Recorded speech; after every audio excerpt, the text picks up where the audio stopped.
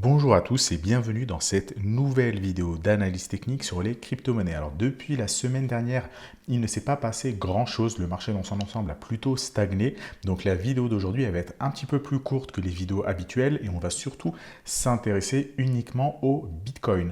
Alors on va commencer avec une analyse très long terme sur le Bitcoin, l'unité de temps mensuelle. Ici sur le graphique, vous le voyez, on a un historique depuis l'année 2010, donc on a un peu plus de 10 ans d'historique. On voit clairement qu'à long terme, le Bitcoin, il est haussier bien évidemment, mais on voit surtout qu'il est systématiquement soutenu par une moyenne mobile, ici la droite en bleu, une moyenne mobile 50. On voit ici que le Bitcoin en 2015 a rebondi dessus, également en fin 2018, en mars 2020. Et donc là, actuellement, la moyenne mobile de long terme, elle se situe aux alentours du niveau des 13 000 dollars. C'est déjà un niveau que j'avais pu vous donner dans la vidéo d'analyse de la semaine dernière. Alors, c'est un niveau qui, avec le temps, au fur et à mesure des mois, continue à monter. Et donc, ça serait le rebond ultime du prix du Bitcoin. Encore une fois, ce n'est pas du tout un scénario que je privilégie, comme je vous l'ai dit la semaine dernière, mais en fait, peu importe ce que fait le Bitcoin, s'il descend ou pas à ce niveau, dans tous les cas, il faut s'adapter, bien évidemment. Actuellement, depuis déjà plusieurs semaines, le Bitcoin, il est en tendance baissière, donc on est déjà hors du marché. Donc j'ai envie de dire, même si le prix du Bitcoin continue à baisser, eh bien tant mieux, ça permettra pour ceux qui ont aujourd'hui encore de la liquidité d'en acheter beaucoup plus bas. Donc ça, c'est vraiment l'objectif maximum ultime sur le prix du Bitcoin, le niveau des 13 000 dollars. Après, on a un autre niveau qui est très important, c'est l'ATH, le niveau historique des 20 000 dollars. Et on a évidemment des niveaux plus court terme, par exemple celui des 27-28 000 dollars. Mais pour ça, on va aller voir sur des unités de temps un peu plus courtes. Donc voilà un petit peu l'analyse du prix du Bitcoin. En unité de temps mensuelle, on voit toujours cette fameuse étoile du soir dont je vous parlais la semaine dernière. Vous le voyez ici, formée avec les bougies de mars, avril et mai. Eh bien, c'est plutôt baissier. Donc on voit d'ailleurs que sur le mois de juin, on a commencé depuis maintenant 9 jours sur une phase plutôt baissière. Donc voilà, on est plutôt dans un mood baissier en unité de temps mensuel, en unité de temps weekly, en unité de temps daily. Ça ne veut pas dire évidemment que c'est la fin du Bitcoin, bien évidemment. Ça veut juste dire que le Bitcoin a besoin de souffler un petit peu et si possible, essayer d'en racheter plus bas. Donc voilà un petit peu pour l'unité de temps mensuel, rien à dire de plus. Le niveau des 13 000 et le niveau des 20 000 dollars. Évidemment, on a cette fameuse étoile du soir qui pour le moment nous donnerait un mois de juin baissier et ça a l'air bien parti pour ça. Si on bascule sur l'unité de temps weekly, pareil, ici on ne voit pas grand chose. On voit que les bandes de Bollinger sont complètement plates, qu'on a rebondi ces 2 dernières semaines sur la borne basse des bandes de Bollinger. Et là, on commence la semaine avec en l'occurrence ce mardi 8 juin qui était une journée plutôt baissière. Et donc là, le prix du Bitcoin, il est parti chercher jusqu'au niveau des quasiment 30 000, 31 000 dollars avant de se reprendre en fin de journée, juste avant la clôture du mardi soir. Donc pour le moment, il n'y a aucun signe de reprise haussière. On est toujours dans une phase de consolidation. À long terme, c'est très haussier, on l'a vu sur l'unité de temps mensuel. À moyen terme, donc ici sur le weekly, on est plutôt dans une phase, on va dire baissière, voire de range. Les bandes de Bollinger sont complètement plates. On est parti chercher la borne haute, on a rebondi sur la borne basse, donc on est plutôt sur une tendance neutre. Et si on bascule sur l'unité de temps daily, eh bien là, clairement, on voit qu'on est dans une tendance neutre. Dans la vidéo d'analyse de la semaine dernière, je vous l'avais titré avec le niveau des 33 000 dollars, est-ce qu'il allait encore tenir? Eh bien, ce niveau des 33 000 dollars, on a un plein dedans. Vous voyez, au moment où j'enregistre cette vidéo, donc le mercredi matin, à environ 2 heures du matin, eh bien, le Bitcoin est à 33 200 dollars environ. Donc, on est tout juste au-dessus de ce fameux niveau des 33 000 dollars dont je vous parlais la semaine dernière. Si on clôture en dessous, eh bien, ça ne sentira clairement pas bon pour le prix du Bitcoin. Ce mardi, on est bien descendu sur le prix du Bitcoin. On est parti chercher le niveau des 31 000 dollars environ, vous le voyez, avec cette énorme mèche. Et ensuite, avant la clôture, on est remonté. On a sauvé donc cette clôture des 33 000 dollars. Bon, aujourd'hui, mercredi matin, vous voyez que sur les premières heures de cotation, on est en train d'aller titiller ce fameux niveau des 33 000 dollars. On n'a pas encore la clôture daily, mais il faudra absolument la surveiller parce que si le Bitcoin clôture sous les 33 000 dollars, clairement, ça ne se sentira pas bon. Pourquoi? Parce que déjà, il cassera ici la consolidation, la bande de Bollinger inférieure, les bandes de Bollinger de manière générale. Et si on dézoome, eh bien, on voit ici que le prix du Bitcoin, depuis finalement le crash Covid l'année dernière, mars 2020, il évolue au sein d'un canal haussier. Vous voyez, je vais dézoomer un petit peu. On voit qu'il évolue au sein de ce canal haussier depuis qui s'est formé depuis environ le début de l'année dernière, donc maintenant environ 1 an et demi, grosso modo. On va chercher tantôt la borne haute, tantôt la borne basse, mais dans l'ensemble, on évolue à l'intérieur de ce canal. Donc là, pour ceux qui sont très haussiers sur le Bitcoin, on est clairement clairement sur des niveaux extrêmement intéressants d'achat. Pourquoi? Parce qu'on rebondit systématiquement sur cette droite de tendance long terme. Donc, une personne qui viserait par exemple, qui serait très bullish sur le Bitcoin pour viser les 100 000, 150 000 $, eh bien, on est clairement sur des bons points d'entrée à moyen, long terme dans un horizon d'investissement. Pour du court terme, par contre, c'est différent. Pour du court terme, pour le moment, on n'a absolument aucun signal d'achat à très court terme. On peut très bien aller descendre, aller chercher par exemple les 25 000 $ ou même les 20 000. C'est clairement pas un scénario à exclure, mais comme toujours, dans une optique d'investissement, on va perdre peut-être 30% du prix, mais à côté, on vise 1 x 5 par exemple, x2, x3, x4, x5. Vous voyez que le ratio est clairement en faveur de la hausse. Donc pour un horizon d'investissement, c'est clairement intéressant. Dans une optique de trading actif, ça l'est beaucoup moins parce qu'on est en train de ranger, on est tout juste en train de rebondir sur la droite de support. Donc si ici on clôture la journée avec une bougie baissière, eh bien on sortira du range par le bas, on clôturera sous la droite de support. Donc clairement à court terme, ça ne sentira pas bon du tout. Et on peut très bien ici imaginer un scénario où le prix du Bitcoin pourrait descendre, aller pourquoi pas faire un pullback sur les 32 000 $ avant d'aller chercher par exemple les 25 000 $. Et ensuite, on repartirait sur un nouveau cycle haussier. Mais à très court terme, ça ne sent pas bon. Maintenant, à moyen, long terme, la tendance, elle est évidemment toujours fortement haussière.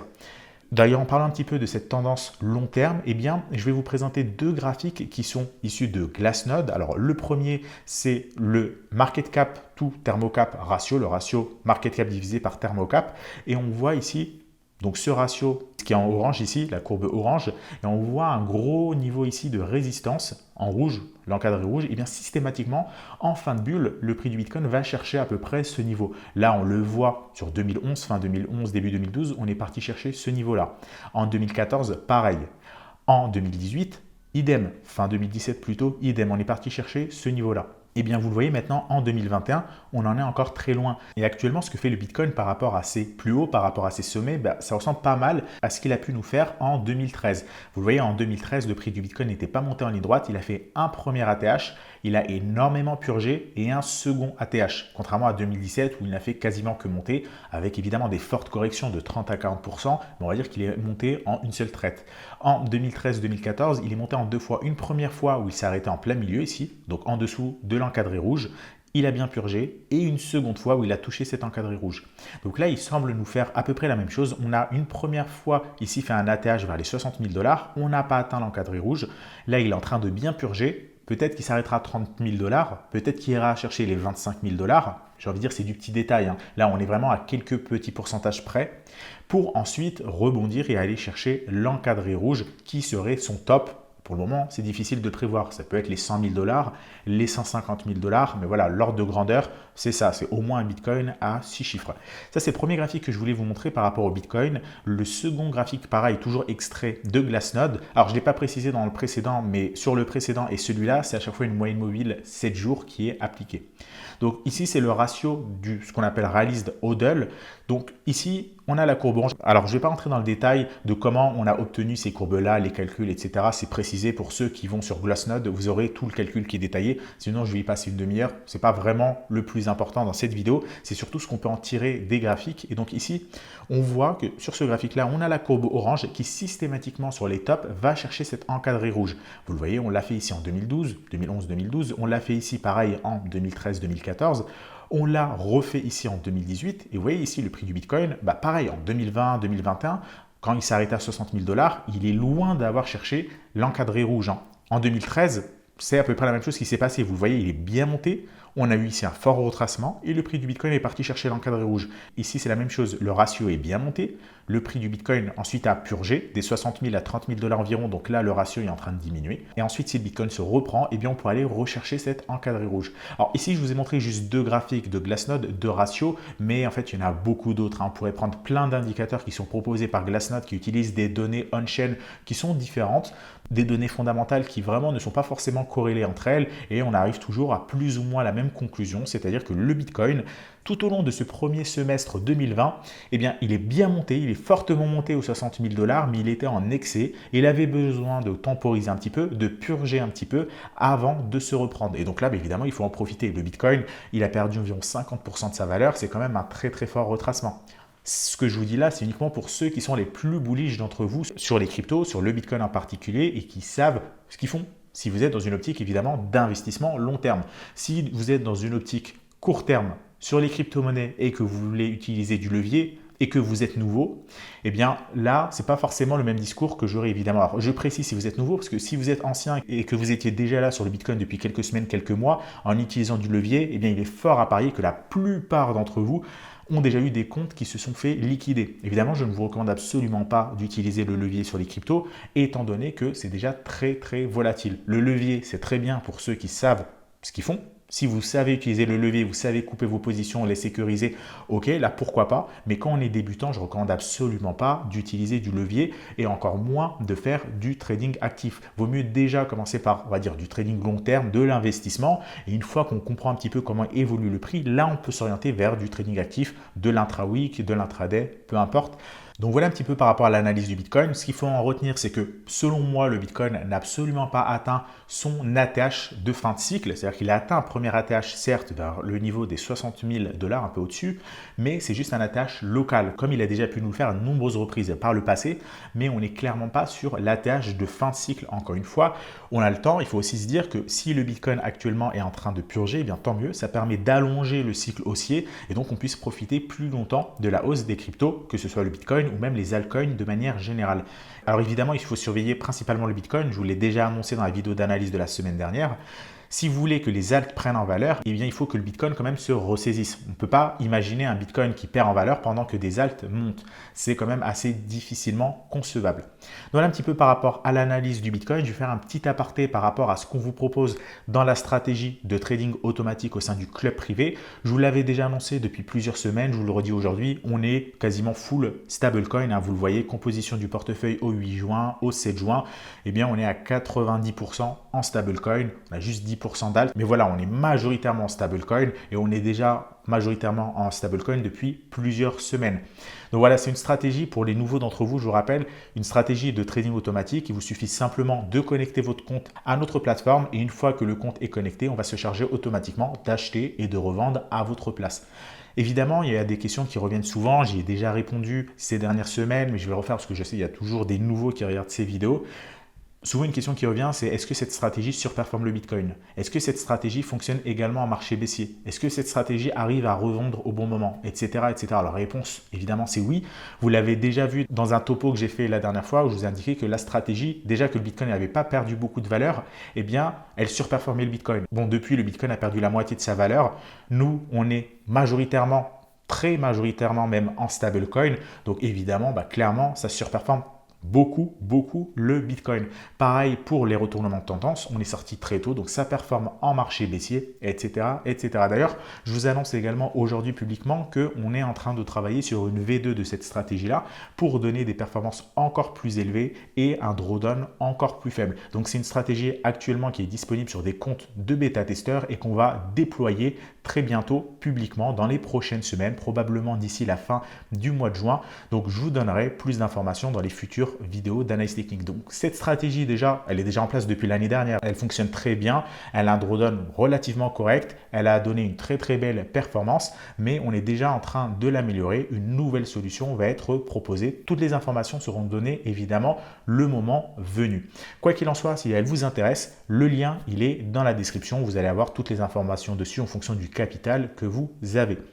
Donc voilà un petit peu par rapport à l'analyse du Bitcoin. Dans une optique long terme, comme je vous l'ai dit, eh bien pourquoi pas, on est sur des niveaux clairement intéressants. Je vous rappelle que lorsque le Bitcoin est à 60 000 $, beaucoup attendaient un retracement vers 40-45 000 pour en acheter. Bon, le Bitcoin est descendu à 30 000, maintenant plus personne ne veut en acheter. Donc c'est un peu dommage. Le Bitcoin a quand même énormément purgé. Comme je vous l'ai dit, il peut pourquoi pas baisser, mais on est sur sa valorisation normale. Le Bitcoin aujourd'hui n'est clairement pas surévalué. Alors pour autant, il n'est pas sous-évalué non plus, il peut aussi baisser. On va dire que si on regarde son historique avec les courbes de régression, etc. Alors, la vidéo là, elle est en train de s'allonger, donc je ne vais pas forcément vous présenter tous les indicateurs, mais le Bitcoin est revenu sur sa valeur normale, on va dire. Il n'est pas en zone de surévaluation, pas en zone de sous-évaluation, donc ça reste des bons niveaux d'investissement pour ceux qui souhaitent acheter par palier. Par contre, pour du trading court terme, eh bien pour le moment, on n'a encore aucun signal d'achat. Vous le voyez, je vous ai encore montré il y a quelques instants la composition du portefeuille au 8 juin 2021. Eh bien, on est quasiment full stablecoin à 90%. Bon, depuis le prix, il a encore baissé un petit peu, donc on est encore raison de plus, full stablecoin. Peut-être qu'on ne sera plus en stablecoin dans 2 jours, 4 jours, 1 semaine, 2 semaines, on verra en fonction de ce que fait le prix, mais pour le moment, on l'est toujours. Et c'est aussi une question qui revient souvent, c'est à quel moment je peux connecter mon compte au copy trading, ma stratégie à votre système?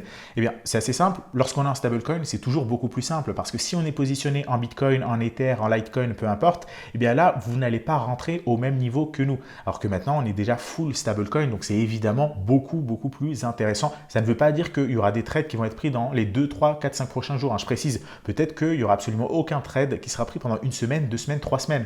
Mais j'ai envie de dire tant mieux parce que ça veut dire que le prix, il continue à baisser et donc on va pouvoir acheter beaucoup plus bas. Par contre, si le prix remonte, eh bien, vous serez positionné.